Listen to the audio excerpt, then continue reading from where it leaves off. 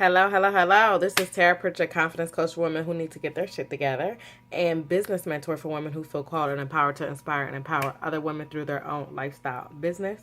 This is me, and I am from UnleashYourFierce.com. If you haven't already visited, please make sure you do and download my free ebook, which is called Own Your Fierce.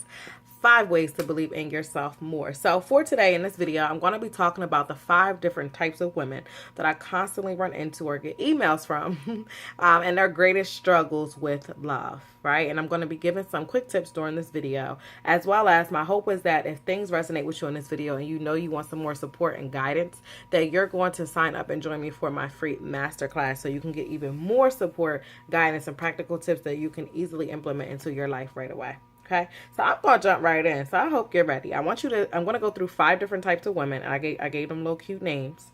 I want you to try to identify which one are you. You might be a combination of a couple of them, or it might be one that really resonates with you, right? So whatever one you feel like is really resonating with you, please make sure you pop that down in the comments or send me an email and say, hey, Tara, I feel like I'm really forcing it, Felicia, because I keep doing X, Y, and Z, okay? Let me know which one, okay?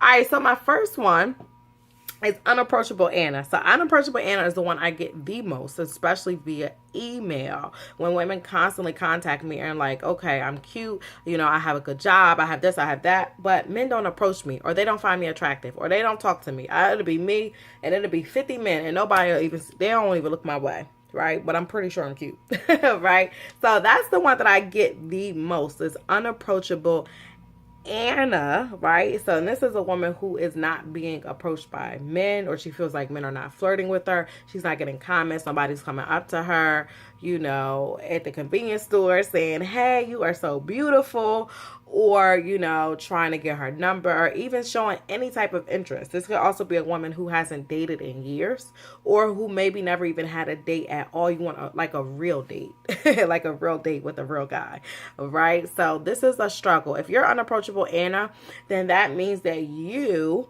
are struggling with your vibe, right? The vibe that you're giving off on the inside is not matching how you're looking on the outside, because you could be really pretty on the outside, but on the inside, it goes back to your beliefs. It goes back to how worthy you feel.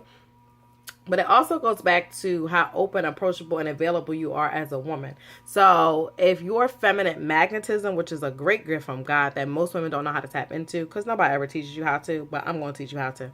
That if you tap into that feminine magnetism, trust and believe you can have any man anywhere who is interested in talking to you, giving you compliments, wanting to take you out. Even if you don't even like dude, he will still come up to you. And it's okay for you to accept a compliment, right? That can't harm. Like, oh my God, you look so beautiful.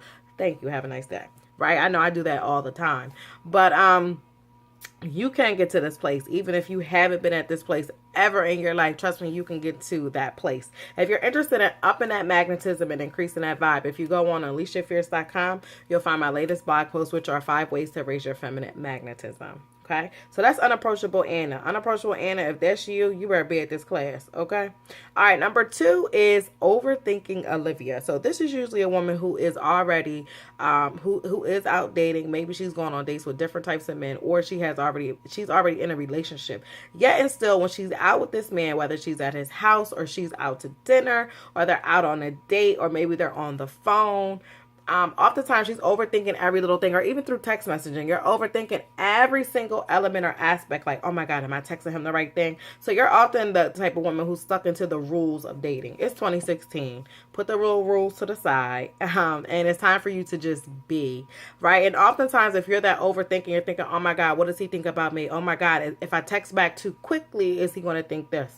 Or, oh my God, is he thinking that I look a hot mess sitting across from him at this table? Or am I saying the right things or doing the right things? Then that means that you're struggling, and your block right there is that you're feeling unworthy and not good enough just the way you are, right? Because just the way you are should be more than enough for the right type of man and the right type of guy. He's not going to care about all this extra shit if you believe in yourself, you love yourself, you accept yourself, and you're like, whatever. You don't like my hair? Boy, bye. Like, bye. Don't nobody got time for that, right? You don't like that I got natural hair? All right, right? But instead, some women really do sit there, and that could be you overthinking, like, oh my God, he keep looking at the girl with the straight hair. He want me to have straight hair. no. Then he got to go, right? But that means, again, you really have to know yourself, love yourself, accept yourself, and believe that you are good enough and worthy as you are. So if you are overthinking Olivia, then that is one of your greatest struggles that you need to overcome, which I will be teaching on my upcoming class. So you need to be there, okay?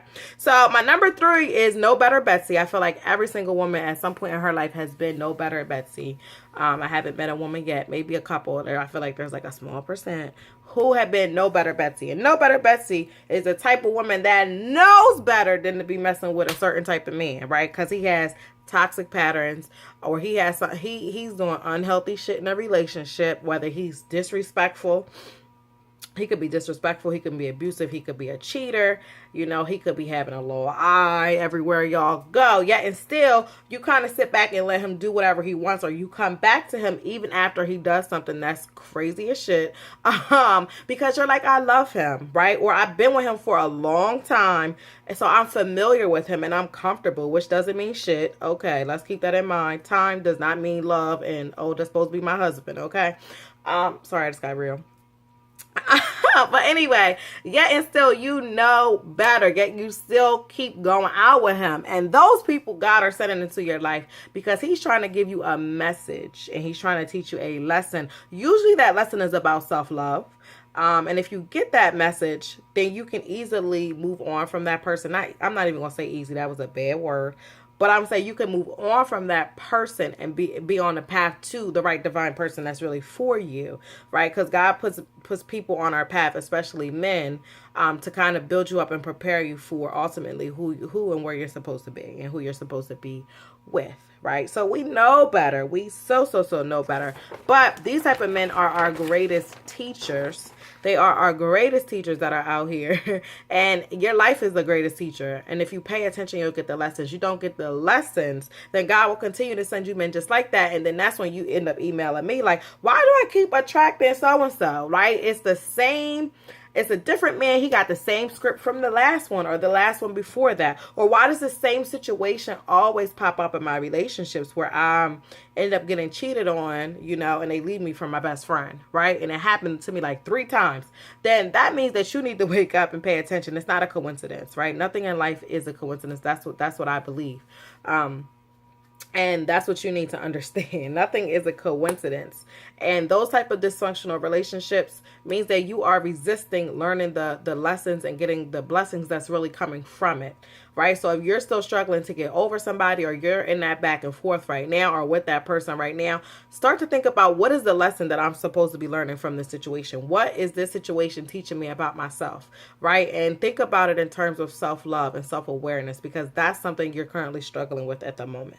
Okay, so moving on to number 4. Number 4 is, as I like to call her, forcing it Felicia, right? So forcing it Felicia oftentimes is waiting, you know, for her husband in some capacity. And sometimes she might find somebody, right, who she really likes, and she starts forcing this situation because she's just tired of waiting and tired of dating, because she's so ready to be a wife and she's so ready to settle down because she sees everybody else on Instagram and Facebook with these great lives and these husbands and these kids. And like, oh my God, I got to get that. So you find somebody and you kind of force the situation, right? You might give them an ultimatum like, if you don't marry me by March 31st, then I'm going to leave you and find somebody else who wants to marry me. You force somebody into, you know, possibly marrying you or possibly having this, you know, Facebook worthy relationship. But deep down on the inside, you're really struggling, right? You're posting cute pics, oh, we on a date, we doing this.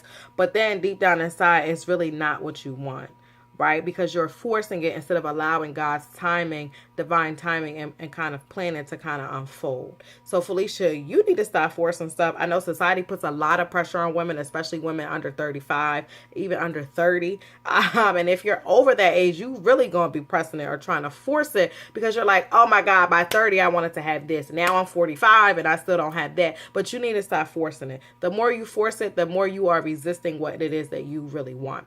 Right? If you're resisting it, it ain't going to come the way you want to. So my tip for you is to stop forcing it so that you stop resisting what God really has for you. And I need you to kind of relax and instead turn your focus back on yourself. Just the same thing I said earlier for Overthinking Olivia. It means you need to put that focus back on you and stop trying to put it all on him and all on this marriage, and instead focus on what is my God-given purpose. If you focus on that purpose and you focus on bringing it to the fullest fruition that you can, then you'll be at a place where you can attract someone else who's at that same level, who's also purpose-driven, to come into your life at the right divine time, right? Because when you're in your purpose and you're walking in that and you're being the best that you can be, that's oftentimes when your boo, he'll show up.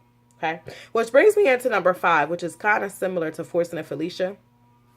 And number 5, I like to call Wanda the fake wife. Don't ask me why I said fake wife. But this is a person who wants to be a wife very, very bad. And that's all you think about. You're very obsessed with that. And so many women want to be wives since they're little girls. They've been planning their weddings out.